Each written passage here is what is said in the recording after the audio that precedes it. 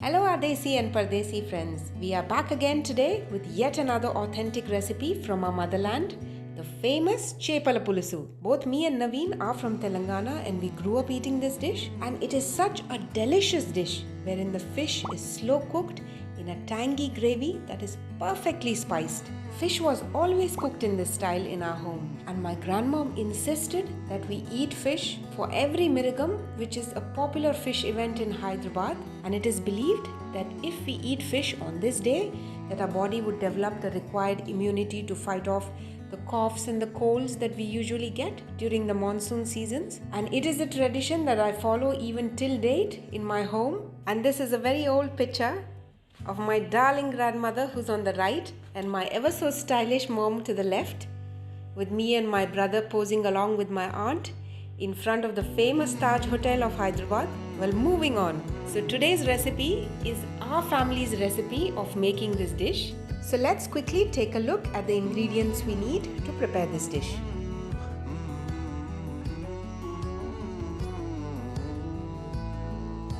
So firstly, we need to soak a lime-sized piece of tamarind in warm water, extract the pulp and set it aside to be used later. Then dry roast the sesame seeds till they are well toasted and begin to pop. Now for the coconut, we are directly roasting it over the flame. This will char the edges of the coconut and give the curry a very nice flavor. Once dry roasted, blend the sesame seeds and the roasted coconut into a thick paste using very little water. Now moving on to getting the onion paste ready. So here in a pan, we've added 2 medium-sized chopped onions along with 8 to 10 mint leaves. Saute them for a minute or so using not more than half a teaspoon of oil. Now let's get the onion paste ready. We are adding the onions to a mortar. We are going to hand pound this just so that the larger pieces of the onions are broken down. We are not looking for a smooth paste here. Now it's time to bring all these ingredients together. So here we've taken a pan and to that we've added 1 large tablespoon of oil. When the oil is hot, add about 8 to 10 fenugreek seeds, 1 teaspoon cumin seeds. Do not add too many fenugreek seeds as this will make the gravy bitter. Allow the cumin seeds to splutter, and then we add in all the whole spices. The cloves, the cardamom pods and the cinnamon stick. Mix it well so that all the flavors are infused well in the oil. Now we are adding in the hand pounded onion paste. Saute the onions for about a minute. To this add half a teaspoon of turmeric powder and continue to saute. Add 1 tablespoon of ginger garlic paste and saute till the raw smell of ginger garlic is gone. Add salt to taste and all the spice powders. So here we are adding in coriander powder, cumin powder, red chilli powder. Mix all these spices well into the onion paste.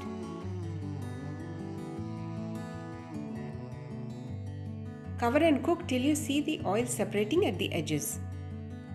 The gravy is starting to cook well and the oil is separating at the edges. So now we add in the curry leaves and the ground coconut and sesame seed paste.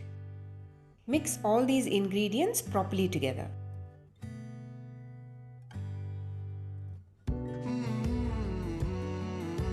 Now as the gravy has gone too thick, we've added a little bit of water to the grinding jar. We are adding this into the gravy and giving it a good mix.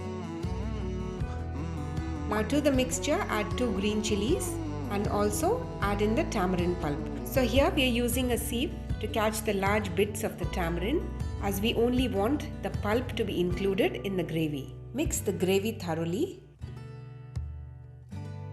And now add in a large glass of water and a handful of chopped coriander, giving it a quick mix. And then we'll cover and cook this on medium heat for about 10 minutes. After about 10 minutes of cooking, add in half a teaspoon of garam masala powder. And now it's time to add the fish to the gravy.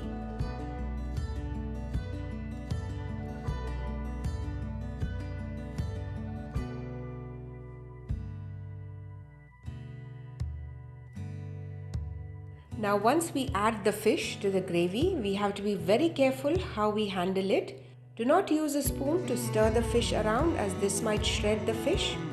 Just give the pan a slight shake to allow the fish pieces to submerge in the gravy. Cover and cook this for a further 10 minutes. And now our delicious and yummy Telangana style Chepala Pulusu or fish pulusu is ready. And the way to make sure that the fish is cooked is when the fish starts floating on top of the gravy. Leave this curry to rest overnight and enjoy it the next day.